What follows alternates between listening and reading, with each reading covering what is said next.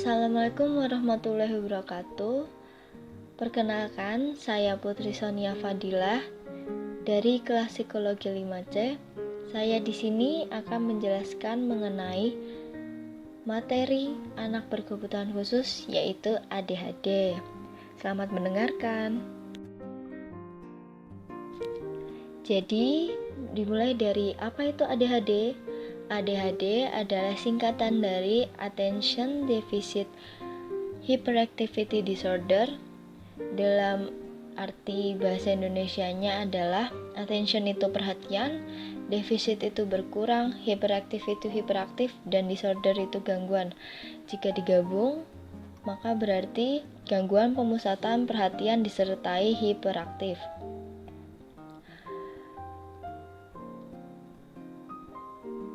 ADHD ini diperkirakan jenis gangguan yang sudah ada sejak lama, bahkan ciri gangguan ini mirip sekali seperti yang pernah digambarkan oleh Hippocrates. Istilah Attention Deficit Disorder atau ADD pertama kali dikenalkan pada tahun 1980-an dalam Diagnostic and Statistical Manual of Mental Disorder atau DSM-3 yang menjadi panduan psikiatris. Pada tahun 1994, istilah tersebut diganti dengan Attention Deficit Hyperactivity Disorder atau ADHD, yang merupakan gangguan perilaku yang paling banyak didiagnosis pada anak-anak dan remaja. Gejala intinya meliputi tingkat aktivitas dan impulsivitas yang tidak sesuai perkembangan serta kemampuan mengumpulkan perhatian yang terganggu. ADHD adalah salah satu dari jenis kondisi berkebutuhan khusus yang termasuk dalam gangguan perilaku. ADHD ini merupakan gangguan perkembangan dalam peningkatan aktivitas motorik anak-anak hingga menyebabkan aktivitas anak-anak yang cenderung berlebihan. ADHD atau Attention Deficit Hyperactivity Disorder ditandai oleh aktivitas motorik berlebih dan ketidakmampuan untuk memfokuskan perhatian. Anak-anak dengan gangguan ADHD harus segera mendapatkan penanganan yang tepat agar gangguan tersebut tidak berlanjut hingga usia remaja bahkan dewasa. ADHD diperkirakan mempengaruhi sekitar 6-7% orang berusia kurang dari atau sama dengan 18 tahun ketika didiagnosis melalui kriteria DSM-4. Kebanyakan kasus ADHD ditemukan pada usia 6-12 tahun, dan anak laki-laki 2 kali lebih mudah terjangkit daripada perempuan. Prevalensi anak ADHD pada anak usia sekolah dasar adalah 8-10% dan 35-50% kasus ADHD dapat berlanjut ke masa remaja hingga dewasa. Semakin dini orang tua mengetahui gangguan tersebut, semakin dapat mempermudah orang tua membantu tumbuh kembang anak. Gejala pada ADHD. Gejala yang timbul dapat bervariasi mulai dari yang ringan hingga yang berat. Gejala ADHD sudah dapat dilihat sejak usia bayi. Gejala yang harus dicermati adalah sensitif terhadap suara dan cahaya, menangis, suka menjerit, dan sulit tidur. Waktu tidur yang kurang sehingga bayi sering kali terbangun, sulit makan dan minum ASI. Tidak senang digendong, suka membenturkan kepala, dan sering marah berlebihan. Keluhan yang terlihat pada anak yang lebih besar adalah tampak canggung, sering mengalami kecelakaan, perilaku berubah-ubah, gerakan konstan dan monoton, lebih ribut dibandingkan anak-anak lainnya, kurang konsentrasi, tidak bisa diam, mudah marah, nafsu makan buruk, koordinasi mata dan tangan tidak baik, suka menyakiti diri sendiri, dan gangguan tidur. Gejala inti dari gangguan ADHD adalah tingkat atensi, aktivitas, dan impulsivitas yang tidak sesuai perkembangan. Perilaku anak yang tampak pada penderita ADHD yaitu inatensi, hiperaktif, dan impulsif. Menurut Natasha dan kawan-kawan pada tahun 2016, ADHD adalah perkembangan anak yang terganggu, ditandai dengan kurangnya perhatian atau inatensi yang mengganggu, tidak terorganisasi atau hiperaktivitas, dan impulsivitas di atas normal. Inatensi merupakan ketidakmampuan seseorang untuk fokus pada suatu tugas, sedangkan hiperaktivitas atau impulsivitas merupakan ketidakmampuan seseorang untuk duduk diam, mengganggu aktivitas orang di sekitarnya, dan ketidakmampuan sabar menunggu.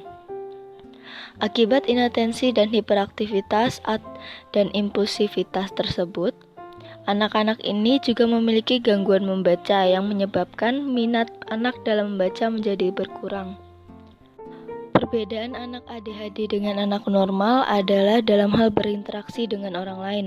Anak ADHD memiliki perilaku impulsif, yaitu tindakan yang memiliki dorongan untuk mengatakan atau melakukan sesuatu yang tidak terkendali. Karena perilaku itulah, anak ADHD umumnya dijauhi oleh teman-temannya. Selain itu, anak ADHD memiliki cara berkomunikasi yang buruk. Perilakunya juga sangat aktif seperti tidak bisa duduk diam sejenak di tempat. Cara belajarnya juga lamban, terutama latihan-latihan yang berhubungan dengan kegiatan sehari-hari. Memiliki ketidakmampuan dalam mengontrol perilaku dan cenderung beresiko mengalami gangguan mood, kecemasan, dan masalah dalam hubungan teman sebayanya. Dalam Nevid tahun 2005. Anak dengan gangguan ADHD akan sulit untuk mengembangkan kemampuan emosionalnya dan selamanya mereka akan selalu menghadapi persoalan dalam mengatasi kemarahan, agresi, tekanan, dan ketertarikan. Keadaan ini membuat anak penderita ADHD selalu ada dalam posisi oposisional yang selalu menentang dan mengacaukan suasana serta menjadi sumber konflik yang menyusahkan. ADHD menimbulkan dampak buruk terhadap perkembangan kognitif, emosi, dan penyesuaian diri sosial anak, sehingga dapat menimbulkan beban psikososial yang berat di rumah, sekolah, masyarakat. Selain itu, dampak lainnya dapat berupa prestasi akademik yang rendah, kesulitan dalam makan, tidur, dan menjaga kesehatan diri sendiri. Penyebab terjadinya ADHD terletak pada faktor gen yang merupakan faktor primer. Hal itu dapat dilihat dari kondisi sebagian besar anggota keluarga anak tersebut yang pada umumnya memiliki anak hiperaktif. Dalam kebanyakan kasus, ADHD cenderung menurun dalam keluarga lewat gen yang diwariskan oleh orang tua ketika anak masih di dalam kandungan. Sedangkan faktor psikologis, sosial, dan biologis merupakan faktor sekunder. Akademi Dokter Anak Amerika atau AAP, American Academy of Pediatrics, menyebutkan bahwa penderita ADHD mengalami masalah pada neurobiologisnya, tepatnya pada bagian otak yang mengatur fokus dan aktivitas anak. ADHD terjadi ketika zat kimia di dalam otak yang disebut neurotransmitter tidak bekerja sebagaimana mestinya. ADHD juga bisa didapat ketika ibu memiliki banyak masalah saat hamil, seperti ibu hamil yang merokok atau meminum alkohol akan dapat meningkatkan risiko ADHD pada anak.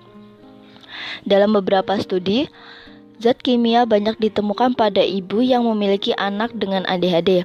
Namun para peneliti belum bisa menyimpulkan bahwa zat kimia berhubungan dengan penyebab ADHD. Bayi yang mendapat cedera kepala, bayi lahir dengan berat badan rendah, fetal distress juga dikatakan berpotensi mengidap ADHD.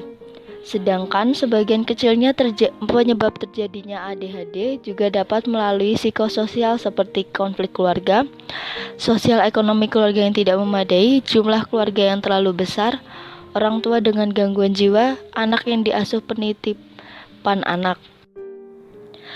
Sekian materi yang saya sampaikan. Terima kasih telah mendengarkan dan menyaksikan presentasi dari saya. Wassalamualaikum warahmatullahi wabarakatuh.